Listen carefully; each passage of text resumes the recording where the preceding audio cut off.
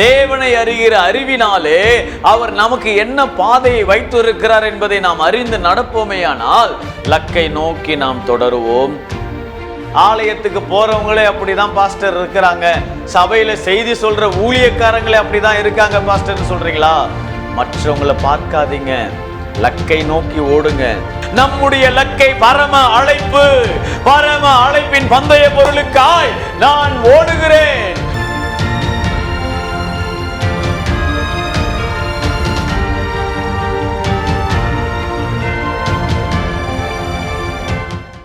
Praise the Lord. எனக்கு அன்பான தேவ பிள்ளைகளே, ஆண்டவராகிய இயேசு கிறிஸ்துவின் நாமத்தினாலே உங்கள் யாவரையும் வாழ்த்தி வரவேற்கிறேன். நாம் யாவரும் தலைகளை தாழ்த்தி தேவனை நோக்கி பார்ப்போம். இயேசு கிறிஸ்து மாறாதவரே, மாறாதவரே, மாறாதவரே. ஆமென். இயேசு கிறிஸ்து மாறாதவரே, நித்திய நித்தியமாய். Hallelujah, hallelujah, hallelujah, hallelujah, hallelujah, hallelujah, hallelujah. பரிசுத்தமுள்ள பிதாவே, ஆண்டவராகிய இயேசு கிறிஸ்துவின் நாமத்தினாலே உம்முடைய பாதத்தை நோக்கி வந்திருக்கிறோம். என் தேவனே, உம்முடைய வார்த்தைகளை நாங்கள் தியானிக்கவிருக்கிறோம்.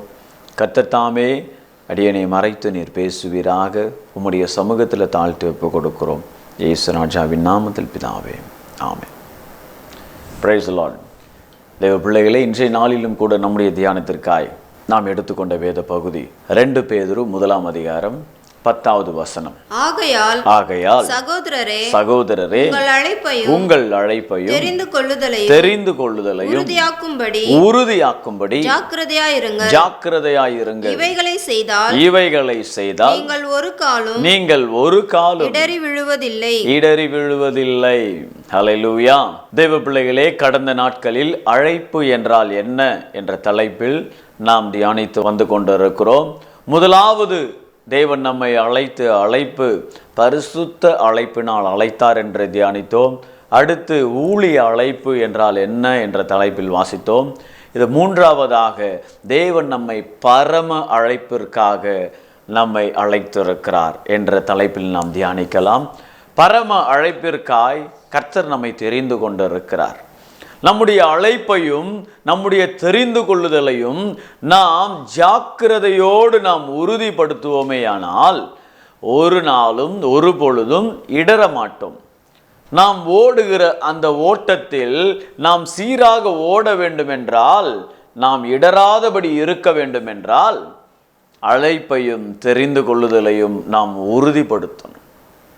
உறுதிப்படுத்தும் பொழுது எந்த ஒரு பிசாசும் எந்த ஒரு மந்திர கிரியைகளும் நம்மை தடை பண்ணவே முடியாது. நாம் வாசிக்கலாம். பிலிப்பியர் 3 அதிகாரம் 14வது வசனத்தை வாசிக்கலாம். கிறிஸ்து இயேசுவுக்குள் தேவன் அழைத்த பரம அழைப்பின் பந்தய பொருளுக்காய் லக்கை நோக்கி தொடருகிறேன். ஹல்லேலூயா.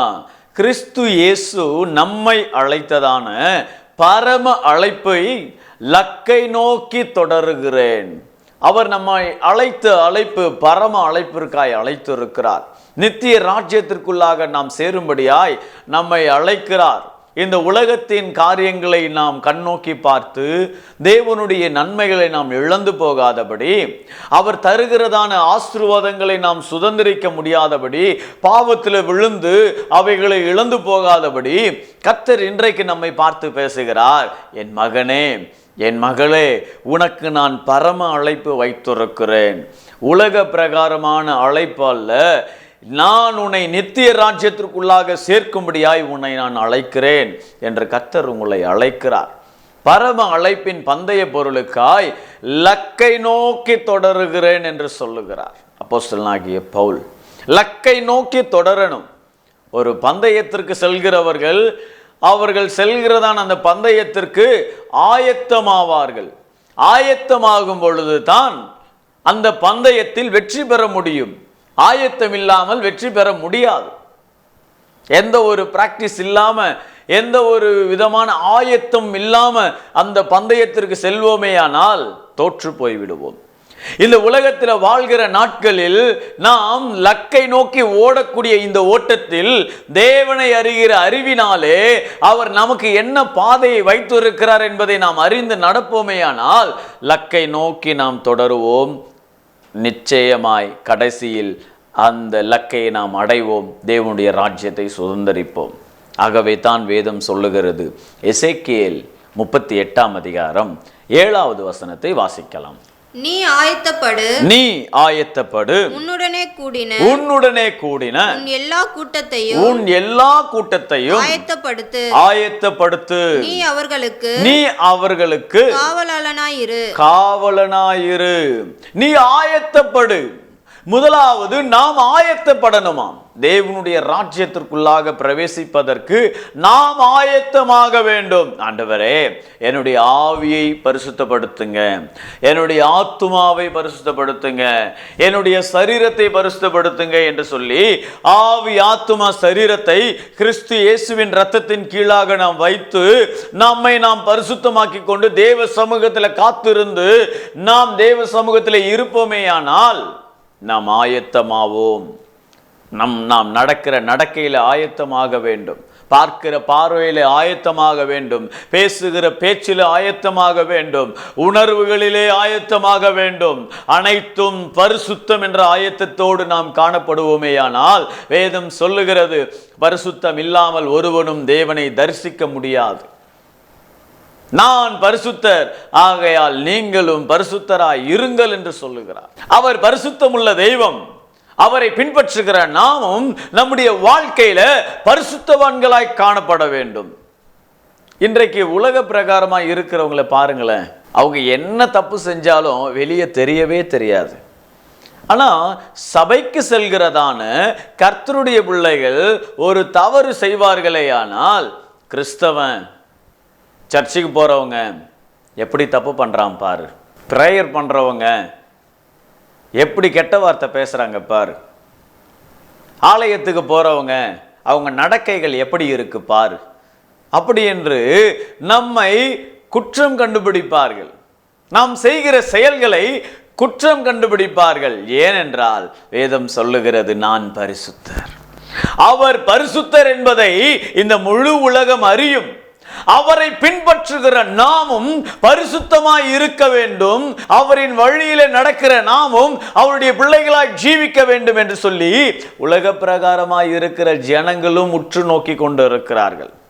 ஆகவே தான் சொல்லுகிறார், கிறிஸ்தவர்கள் பாருங்க எப்படி பண்றாங்க, கிறிஸ்தவங்க பாருங்க சண்டை போடுறாங்க, கிறிஸ்தவங்க பாருங்க என்று சொல்லி பாயிண்ட் அவுட் பண்ற காரியங்கள் என்ன? அதனால தான் அவருடைய தெய்வம் பரிசுத்தர், அவருடைய தெய்வம் உத்தமம் உள்ளவர், அவருடைய தெய்வம் பாவம் அறியாதவர்.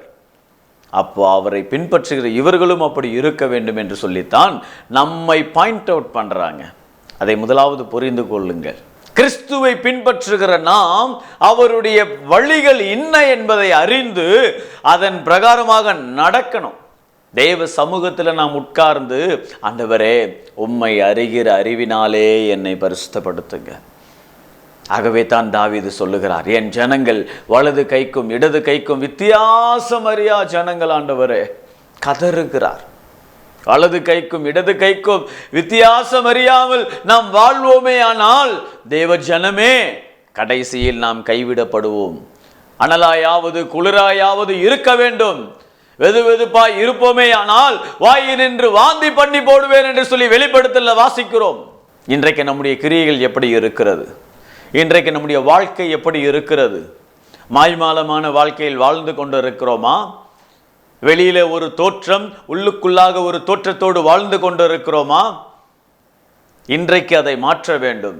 ஜெபிக்கிறவங்களே அப்படிதான் பிரதர் இருக்கிறாங்க, ஆலயத்துக்கு போறவங்களே அப்படிதான் பாஸ்டர் இருக்கிறாங்க, சபையில செய்தி சொல்ற ஊழியக்காரங்களே அப்படிதான் இருக்காங்க பாஸ்டர்னு சொல்றீங்களா? மற்றவங்களை பார்க்காதீங்க. லக்கை நோக்கி ஓடுங்க. உங்களுக்கென்று நியமித்திருக்கிற ஓட்டத்தை பார்த்து ஓடுங்க. மற்றவர்களை பார்ப்போமேயானால் நாம் விழுந்து போய் விடுவோம். மற்றவருடைய வாழ்க்கையை நாம் பார்க்காதபடி வேதத்தில் காணப்படுகிறதான இந்த பரிசுத்த வேதத்தில் இருக்கிறதான நம்முடைய ஆண்டவராகிய இயேசு கிறிஸ்துவினுடைய வாழ்க்கையை பாருங்க. அவர் நமக்கென்று வைத்திருக்கிறதான வாழ்க்கையை பாருங்க. அந்த வாழ்க்கையை பார்த்து அந்த அடிச்சுவடுகளின் வழியாக நாம் நடப்போமேயானால் ஒரு நாளும் இடர மாட்டோம். அழைக்கப்பட்டவர்கள் அநேகர், தெரிந்து கொள்ளப்பட்டவர்களோ சிலர். நரகத்திற்கு செல்கிற வாசல் வழி விரிவும் விசாலமுமானது. தேவனுடைய ராஜ்யத்திற்குள்ளாக செல்கிற வாசல் இடுக்கமானது, வழி குறுகலானது. அதன் வழியாய் பிரவேசிக்கிறவர்கள் சிலர் என்று தான் வேதம் சொல்லுகிறது. இந்த உலகத்தில் கோடிக்கணக்கான ஜனங்கள் இருக்கலாம், லட்சக்கணக்கான ஊழியர்கள் இருக்கலாம், லட்சக்கணக்கான விசுவாசிகள் இருக்கலாம். ஆனாலும் தேவ ஜனமே, அவர்களை பார்ப்போமே ஆனால் இடறி கீழே விழுந்து விடுவோம். தேவனை நோக்கி பாருங்க. உங்களுடைய லக்கை ஆண்டவராகி இயேசு, உங்களுடைய லக்கை நித்திய ராஜ்யம், நம்முடைய லக்கை பரம அழைப்பு. பரம அழைப்பின் பந்தய பொருளுக்காய் நான் ஓடுகிறேன். எனக்கென்று லாபமாய் என்னென்ன காணப்படுகிறதோ யாவற்றையும் நான் கிறிஸ்துவுக்குள்ளாக நஷ்டம் என்று கருதுகிறேன் என்று சொல்லி கர்த்தரை முன்பாக வைத்து பிசாசையும் இந்த உலகத்தையும் நம்முடைய ஆசையையும் நம்முடைய பாசத்தையும் நம்முடைய நேசத்தையும் நம்முடைய விருப்பத்தையும் பின்னாடி வைத்து ஆண்டவரை முன்பாக வைத்து அவருடைய பாதையில கடந்து போவோமேயானால் மெய்யாகவே சொல்லுகிறேன், பாக்கியவான்களாய் காணப்படுவோம். ஆகவே தான் தேவன் சொல்லுகிறார், நீ ஆயத்தப்படு. முதலாவது நீ ஆயத்தப்படு. ஆகவே தான் ஆண்டவராகிய இயேசு சொன்னார், உன் கண்ணில் இருக்கிற உத்திரத்தை காணாமல் உன் சகோதரனுடைய கண்ணில் இருக்கிறதான துரும்பை எடுக்க ஏன் வகை பார்க்கிறாய்? முதலாவது நீ சரியாக ஆண்டவருடைய பாதையில உன் கண்ணில் இருக்கிறதான பாவங்களையும் அசுத்தங்களை முதலாவது அகற்று என்று சொல்லுகிறார். நமக்குள்ளாக இருக்கிற கிரியைகளை நாம் அகற்றுவோம். பரம அழைப்பின் பந்தய பொருளுக்காய் லக்கை நோக்கி ஓடுவோம். முதலாவது நாம் ஆயத்தமாவோம். அதன் பிறகு நம்மோடு கூடின எல்லா ஜனத்தையும் நாம் ஆயத்தமாக்குவோம். நம்மை நாம் ஆயத்தப்படுத்திக் கொள்ளாமல் மற்றவரை நாம் ஆயத்தப்படுத்துவோமே ஆனால், ஒருவன் உலகம் முழுவதையும் ஆதாயப்படுத்தினாலும் தன் ஜீவனை நஷ்டப்படுத்தினால் அவனுக்கு லாபம் என்ன? யாரை வேணாலும் ஆயத்தப்படுத்தலாம். நாம் ஆயத்தமாக இல்லை என்றால் தேவனுடைய ராஜ்யத்திற்குள்ளாக பிரவேசிக்க முடியாது. அங்கே நமக்காக அவர் ஒரு வாசஸ்தலத்தை ஆயத்தப்படுத்தி கொண்டே இருக்கிறார். நமக்காக ஒரு வாசஸ்தலத்தை ஆயத்தப்படுத்தி கொண்டு இருக்கிறார். தேவ ஜனமே, நம்முடைய ஆண்டவராகிய இயேசு கிறிஸ்துவின் பார்வையில் 1000 நாள் ஒரு நாளை போலவா, 1000 வருஷம் ஒரு நாளை போலவா. அப்போ தேவனாகிய கர்த்தர் வானத்தையும் பூமியையும் சிருஷ்டித்தார். 7 நாட்களாய் சிருஷ்டித்தாராம். அப்படி என்றால் எத்தனை ஆண்டுகளாய் அவர் சிருஷ்டித்திருப்பார்? ஒரு வார்த்தை சொன்னார், வானமும் பூமியும் உண்டாக கடவது. தேவ ஜனமே, இப்போது கணக்குப்படி பார்த்தா 2 நாள் தான் ஆகுது. 1000 வருஷம் ஒரு நாள் போலவாம். ஆகவே இந்த 2000 வருஷமாக நம்முடைய ஆண்டவராகிய இயேசு நமக்காக ஒரு ஸ்தலத்தை ஆயத்தப்படுத்தி கொண்டே இருக்கிறார். நாம் வாசிக்கலாம். யோவான் எழுதின சுவிசேஷம் 14ஆம் அதிகாரம் 2-3 வசனங்களை வாசிக்கலாம். என் பிதாவின் வீட்டில் அநேக வாசஸ்தலங்கள் உண்டு. அப்படி இல்லாதிருந்தால் நான் உங்களுக்கு சொல்லி இருப்பேன். ஒரு ஸ்தலத்தை உங்களுக்காக ஆயத்தம் பண்ண போகிறேன். நான் போய் உங்களுக்காக ஸ்தலத்தை ஆயத்தம் பண்ணின பின்பு நான் இருக்கிற இடத்திலே நீங்களும் இருக்கும்படிக்கு நான் மறுபடியும் வந்து உங்களை என்னிடத்தில் சேர்த்துக் கொள்வேன். அவர் சேர்த்துக் கொள்ளக்கூடிய இடத்தில் நாம் காணப்படுவோமா? அவர் நம்மை அழைக்கும் போது, வா மகனே, வா மகளே, வா மகளே எஸ்தர் நீ வா, மகளே பியூலா நீ வா, மகனே ராஜா நீ வா, மகனே மேத்யூ நீ வா என்று கர்த்தர் நம்மை அழைக்கும் போது அந்த கூட்டத்திலே நாம் இருப்போமா? அந்த கூட்டத்திலே நாம் காணப்படுவோமா? ஒரு ஸ்தலத்தை நமக்காக ஆயத்தம் பண்ணி கொண்டிருக்கிறாராம். நான் எல்லாவற்றையும் ஆயத்தம் பண்ணின பின்பு நானே வந்து உங்களை அழைத்து செல்வேன், நானே வந்து உங்களை அழைத்து செல்வேன் என்றுதான் சொல்லுகிறார். உங்களை என்னிடத்தில் சேர்த்துக் கொள்வேன். தேவன் நமக்காக கட்டி கொண்டிருக்கிறதான் அந்த மாளிகையை எப்பொழுது பார்ப்போம்? இந்த உலகத்தில் வியாதியின் படுக்கையில் படுத்து, ஆண்டவரே எனக்கு இந்த வியாதி சுகமாகிற மாதிரி இல்லைப்பா, எப்போப்பா நான் உம்மை பார்ப்பேன் என்று சொல்லி தவித்து கொண்டு இருக்கீங்களா? ஆண்டவரே என்னால் இந்த வறுமையின் கொடுமையை தாங்க முடியல, இந்த அவமானத்தை என்னால் தாங்க முடியல, உமக்காகத்தான் நான் சகித்து கொண்டு இருக்கிறேன் என்று சொல்லி புலம்பிக் கொண்டு இருக்கீங்களா? நமக்காக ஸ்தலம் ஆயத்தமாகி கொண்டு இருக்கிறது. தேவ ஜனமே, உங்களுக்காகத்தான் தேவன் ஸ்தலத்தை ஆயத்தப்படுத்தி கொண்டு இருக்கிறார். ஆண்டவரே இந்த உபத்திரவத்தை என்னால் தாங்க முடியலப்பா, ஒவ்வொரு நாளும் நான் வேதனைப்பட்டு கொண்டு இருக்கிறேன், உம்மை அறிந்தது நிமித்தமாக, உம்முடைய பிள்ளையாய் நான் வாழ்வது நிமித்தமாக வீட்டில் எல்லா நாளும் ஒதுக்கப்பட்டு இருக்கிறேன், உம்முடைய நாமத்தை நான் அறிந்து அதன் பிரகாரமாக சாட்சியாக நான் ஜீவிப்பதினால் என்னை எல்லாரும் ஒதுக்கி வச்சுட்டாங்க ஏசப்பான்னு சொல்லி புலம்பிக்கிட்டு இருக்கீங்களா? ஆண்டவரே உம்முடைய சுவிசேஷம் சொல்ல போறேன், அதனால நான் ரொம்பவும் நொறுக்கப்படுகிறேன், வாதிக்கப்படுகிறேன், ஜனங்க அடிக்கிறாங்க, துன்புறுத்துறாங்கன்னு சொல்லி கவலையோடு காணப்படுறீங்களா? ஒன்றுத்துக்கும் கவலைப்படாதீங்க. இந்த கவலைகள் யாவும் மாறும். இது எதுவுமே நிரந்தரமானது கிடையாது. இந்த துன்பங்கள் நிரந்தரமானது கிடையாது. இந்த வேதனை நிரந்தரமானது கிடையாது. இந்த வியாதி நிரந்தரமானது கிடையாது. இந்த வறுமை நிரந்தரமானது கிடையாது. எல்லாமே அழிந்து போகக்கூடியது. ஆனால் நீங்கள் ஆண்டவருக்காக அவருடைய பாதையில உத்தமமாய் நடக்கிறீர்களே, அந்த உத்தமத்தை தேவன் பார்த்து கொண்டிருக்கிறார். நம்முடைய ஆண்டவராகிய இயேசு கிறிஸ்து பார்த்து கொண்டு இருக்கிறார். ஆகவே தான் என்னுடைய மகனுக்காக, என்னுடைய மகளுக்காக நான் ஸ்தலத்தை ஆயத்தம் பண்ணி கொண்டு இருக்கிறேன். அலங்காரமான மாளிகையை நான் ஆயத்தம் பண்ணி கொண்டு இருக்கிறேன். இந்த பூமியில் அனுபவித்த பாடுகளின் நிமித்தமாக அவர்களுக்கு நான் ஸ்தலத்தை ஆயத்தம் பண்ணி கொண்டு இருக்கிறேன். நான் ஆயத்தம் பண்ணின பின்பு நானே வந்து என்னுடைய பிள்ளைகள் வேதனைகள் நீங்கும்படியாய் நான் அவர்களை என் ஸ்தலத்திற்கு அவர்களை நான் சேர்த்துக் கொள்வேன் என்று சொல்லுகிறார். அவர்களை நான் சேர்த்துக் கொள்ளுகிறேன் என்று சொல்லுகிறார். தேவ ஜனமே, இந்த உலகம் உண்டானதற்கு முன்பதாகவே தேவன் நமக்காக ஒரு ராஜ்யத்தை ஆயத்தம் பண்ணி இருக்கிறார். சதா காலமும் யுக யுகமாய் அவருடைய சமூகத்தில் என்னாலும் சந்தோஷத்தோடு, என்னாலும் ஆர்ப்பரிப்போடு, என்னாலும் அவருடைய மகிமையெல்லாம் களி கூறும்படியாய் நமக்காக ஒரு ராஜ்யத்தை தேவன் ஏற்படுத்தி இருக்கிறார். தேவ ஜனமே, மத்தேயு 25ஆம் அதிகாரம் 34வது வசனத்தை வாசிக்கலாம். அப்பொழுது ராஜா தமது வலது பக்கத்தில் நிற்பவர்களை பார்த்து, வாருங்கள் பிதாவினால் ஆசீர்வதிக்கப்பட்டவர்களே, என் பிதாவினால் ஆசீர்வதிக்கப்பட்டவர்களே, உலகம் உண்டானது முதல் உங்களுக்காக ஆயத்தம் பண்ணப்பட்டிருக்கிற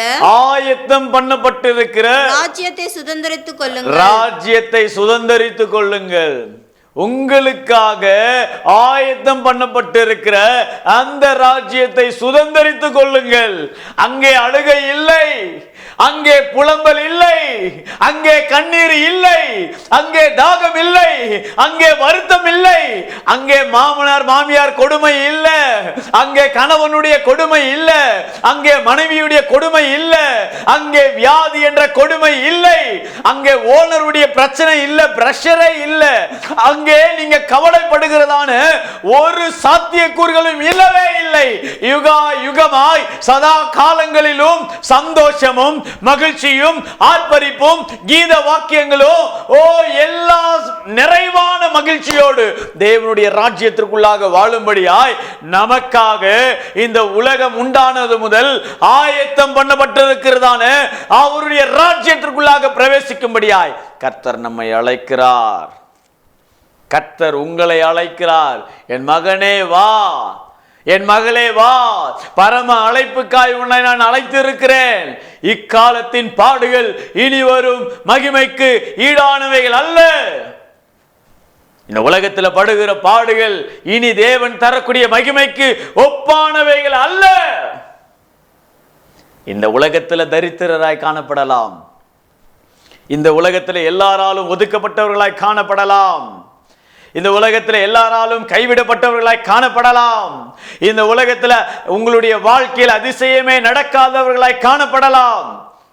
லாசருவின் வாழ்க்கையும் அப்படித்தான் இருந்தது. எல்லாராலும் ஒதுக்கப்பட்டு, சொந்தக்காரங்க யாருன்னே தெரியாது, அப்பா அம்மா யாருன்னே தெரியாது, கூட பிறந்தவங்க யாருன்னே தெரியாது, அனாதையாய் ஐஸ்வர்யவானுடைய வீட்டின் வாசலின் அருகே பிச்சை கேட்டுக்கொண்டு ஐஸ்வர்யவானுடைய மேஜையில் இருந்து விழுகிறதான அந்த துணிக்கையினால் பசியார காத்திருந்த லாசரு, அந்த லாசருவின் வாழ்க்கையில ஒரு முடிவு வந்தது. முடிவு வந்தது நிமித்தமாக இந்த உலகத்தை விட்டு கடந்து போய்விட்டார். அவர் மரித்தார். மரித்த பிறகு ஆபிரகாமின் மடியில் அவர் உட்கார்ந்தாராம். தேவ ஜனமே, ஐஸ்வர்யவானோ நரகத்தில் வேதனைப்பட்டு கொண்டு இருந்தான். இன்றைக்கு நீங்க படுகிறதான பாடுகள், எல்லா உபத்திரவங்கள் ஒரு நாள் முடிவு வரும்.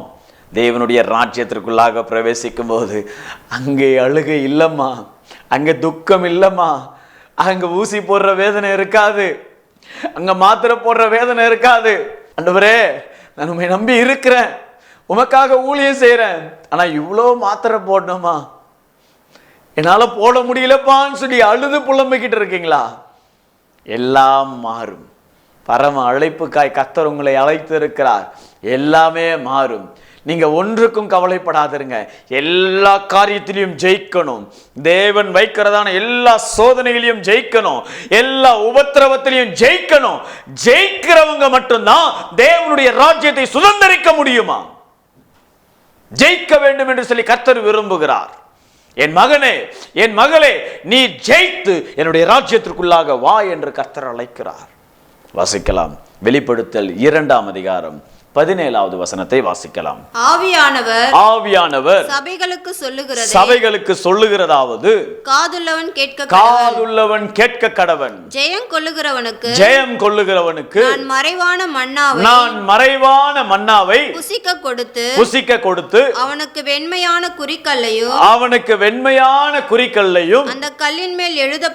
அந்த கல்லின் மேல் எழுதப்பட்டதும் அதை பெறுகிறவனே அன்றி வேறொருவனும் அறியக்கூடாததுமான புதிய நாமத்தை கொடுப்பேன். நம்முடைய ஆண்டவராகிய இயேசு புதிய நாமத்தை கொடுப்பார். உங்களுக்கு புதிய நாமத்தை கொடுப்பார். ஜெயம் கொள்ளுகிறவனுக்கு தேவனுடைய நித்திய ராஜ்யத்தை தந்து புதிய நாமத்தை தருவாராம். இன்னும் நிறைய காரியங்கள் இருக்குது தேவ ஜனமே. புதிய வானம், புதிய பூமி, புதிய எருசலேம், தேவனுடைய பரம கானானுக்குள்ளாக நான் பிரவேசிக்க போகிறோம். அந்த சந்தோஷத்துல வாழுங்க. கர்த்தர் மெய்யாகவே உங்களோடு கூட இருந்து உங்களுடைய எல்லா உபத்திரவத்திலும் உங்களை தேற்றி ஆற்றி தேவனுடைய ராஜ்யத்திற்குள்ளாக உங்களை நடத்தும்படியாய் சீர்படுத்தி உங்களை பக்குவப்படுத்தி தேவனுடைய ராஜ்யத்திற்குள்ளாக அழைத்து கொள்வார். ஒன்றுக்கும் கவலைப்படாதிருங்க. நித்திய அழைப்பினால் கர்த்தர் நம்மை அழைத்திருக்கிறார். சாதாரண அழைப்பில்ல, ஏதோ அழிந்து போகக்கூடிய அழைப்பு அல்ல, நித்திய அழைப்புக்குள்ளாக நம்மை அழைத்திருக்கிறார் தேவ ஜனமே. ஏசாயா 56ஆம் அதிகாரம் 5ஆம் வசனம் சொல்லுகிறது, நான் அவர்களுக்கு என் ஆலயத்திலும் என் மதில்களுக்குள்ளும் குமாரருக்கும் குமாரத்திகளுக்கும் உரிய இடத்தையும் கீர்த்தியை பார்க்கிலும் உத்தம இடத்தையும் கீர்த்தியையும் கொடுப்பேன். ஹல்லேலூயா, ஹல்லேலூயா. கர்த்தர் நம்மை அந்த நித்திய கீர்த்தியினாலும் உத்தமத்தினாலும் கர்த்தர் நம்மை ஆசீர்வதித்து நடத்த வல்லமையுள்ளவராயிருக்கிறார் தேவ ஜனமே. ஆகவே பரிசுத்தமாய் இருக்கிறவன் இன்னும் பரிசுத்தமாக கடவன், நீதி செய்கிறவன் இன்னும் நீதி செய்ய கடவன். சோர்ந்து போகாதீங்க, ஒரு நாளும் சோர்ந்து போகாதீங்க. உங்களுடைய உத்தமத்தில், உங்களுடைய நீதியில் அதிகமாய் தேவ சமூகத்தில் உண்மையாய் வாழுங்க. மெய்யாகவே கர்த்தர் உங்களுக்காக ஸ்தலத்தை ஆயத்தம் பண்ணி கொண்டு இருக்கிறார். அந்த ஸ்தலத்தை சுதந்திரிக்க ஒரு நாளும் இழந்து போகாதீங்க. அந்த ஸ்தலத்தை சுதந்திரிக்கிறவர்களாய் நீங்கள் காணப்பட வேண்டும் என்று கர்த்தர் விரும்புகிறார்.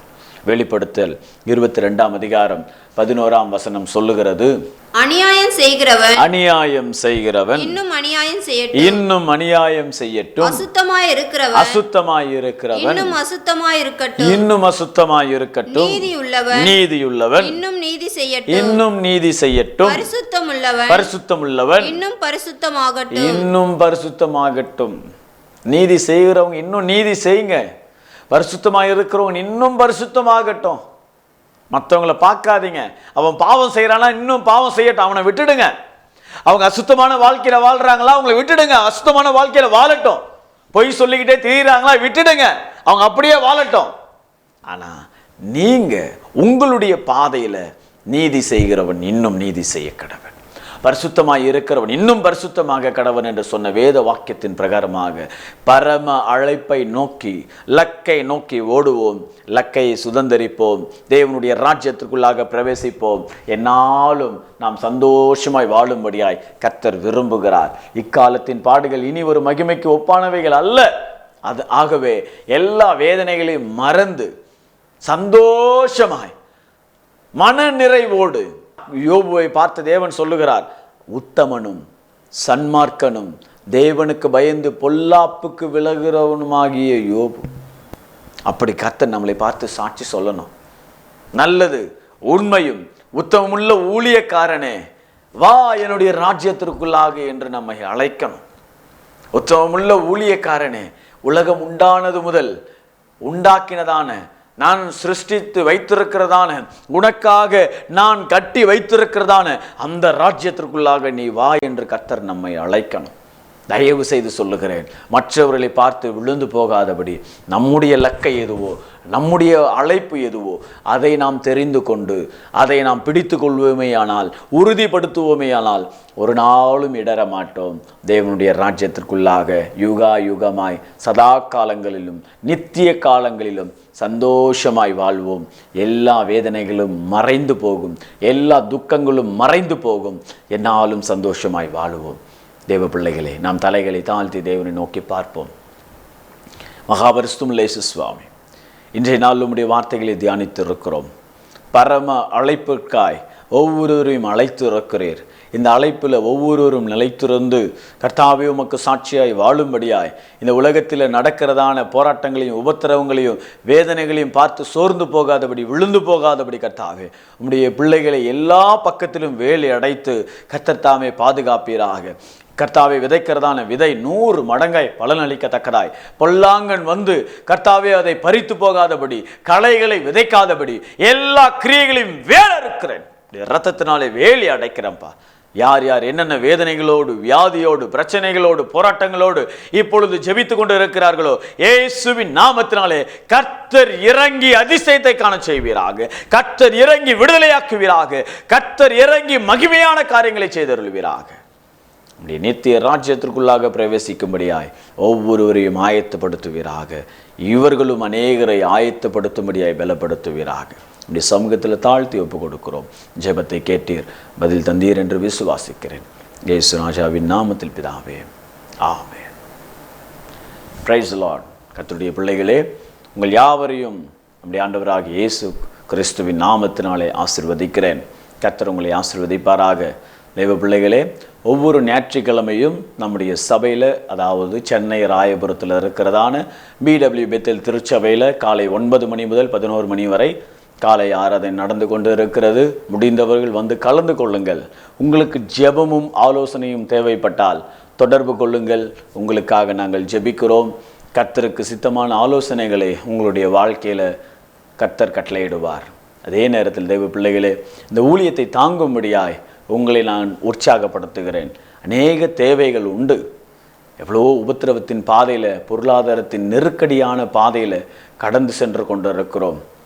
தேவ பிள்ளைகளே, உற்சாகமாய் இருக்கிறவர்கள், இந்த ஊழியத்தை தாங்க வேண்டும் என்று விரும்புகிறவர்கள் தாங்கும்படியாய் உங்களை அழைக்கிறோம். கர்த்தர் உங்களை ஆசீர்வதிப்பாராக. God bless you. Praise the Lord.